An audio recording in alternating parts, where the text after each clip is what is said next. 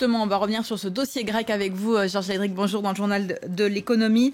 Finalement, ces derniers mois, ces dernières années, on a l'impression que rien n'a changé dans ce dossier. On commence effectivement à connaître la musique. La Grèce qui a encore besoin d'une nouvelle tranche d'aide pour éviter le défaut de paiement. Je rappelle que pour le mois de juin, la Grèce doit rembourser un peu plus de 2 milliards d'euros. Pour le mois de juillet, un peu plus de 4 milliards d'euros. La situation, comme d'habitude, est très urgente. Côté européen, les pays les plus durs menés par l'Allemagne demandent davantage d'efforts. Athènes résiste.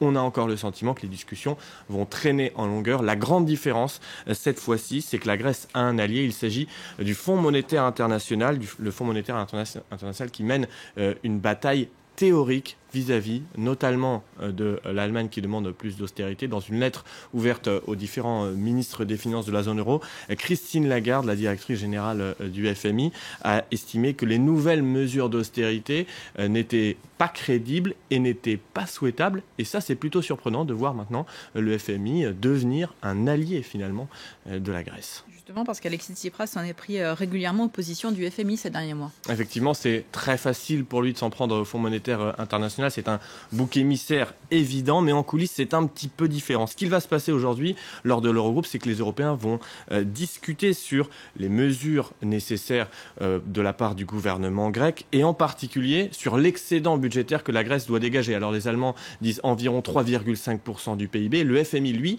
dit 1,5% du PIB. C'est extrêmement différent, ça veut dire surtout beaucoup moins d'économies à réaliser. Autre point, le FMI demande depuis à peu près un an maintenant une réduction importante de la dette grecque, ce que les Allemands refusent. C'est donc une grande différence aujourd'hui dans les négociations, c'est que le FMI a une approche beaucoup plus pragmatique et veut éviter de nouveaux plans d'aide tous les 2 ou tous les 3 ans. Et ça, c'est une réelle différence.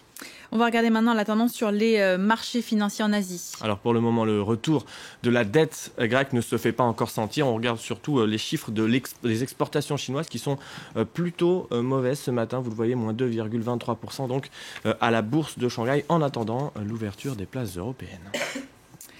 En France, le BHV sera le premier grand magasin à ouvrir ses portes le dimanche. Effectivement, la CFTC a décidé vendredi dernier de ne pas s'opposer à l'accord négocié au sein de l'entreprise. Comme vous allez le voir, les conditions négociées par les salariés sont plutôt avantageuses. L'enseigne, quant à elle, espère augmenter ses ventes d'environ 15%. Les explications de nos confrères de France 2.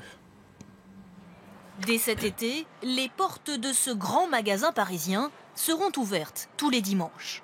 Pour convaincre les syndicats, la direction a proposé de doubler les salaires avec un jour de repos supplémentaire dans la limite de 15 dimanches par an. Un accord pour 3 ans qui satisfait certains salariés. Je sais que mes autres collègues, il y en a qui sont pour et contre et moi je suis plus pour parce que je vais être payée plus. En tant que vendeuse, on ne gagne pas énormément, donc si on peut gagner un peu plus, ça fait aucun mal. Même si c'est le dimanche. Oui, même si c'est le dimanche. Mais il faut que ça reste vraiment sur la base du volontariat. Pour ouvrir le dimanche, d'autres enseignes ont mis sur la table des compensations encore plus généreuses. Au sein des magasins Darty en Ile-de-France, les salariés reçoivent eux une prime entre 105 et 195 euros selon le poste, un jour de repos, une aide à la garde d'enfants de 50 euros et une prise en charge des frais de transport. Dans les boutiques Zara, le salaire est même majoré de 110%, soit un peu plus du double, plus un jour de repos pour les cadres et les indemnisations des frais de garde et de transport. Globalement, le processus de négociation a pu être assez long et dur dans certaines entreprises. Ça montre qu'effectivement, les salariés sont prêts à faire un effort, mais il faut que les compensations soient significatives, qu'elles soient adaptées. Des avantages qui coûtent cher aux entreprises, mais qui leur permettent d'espérer gonfler leur chiffre d'affaires de 10 à 15%. Mais ces accords sont encore loin d'être la règle. À la Fnac, la direction proposait de payer triple les dimanches travaillés, un argument qui n'a pas convaincu les syndicats. Et c'est ainsi qu'on referme ce journal de l'économie. Merci beaucoup, Georges.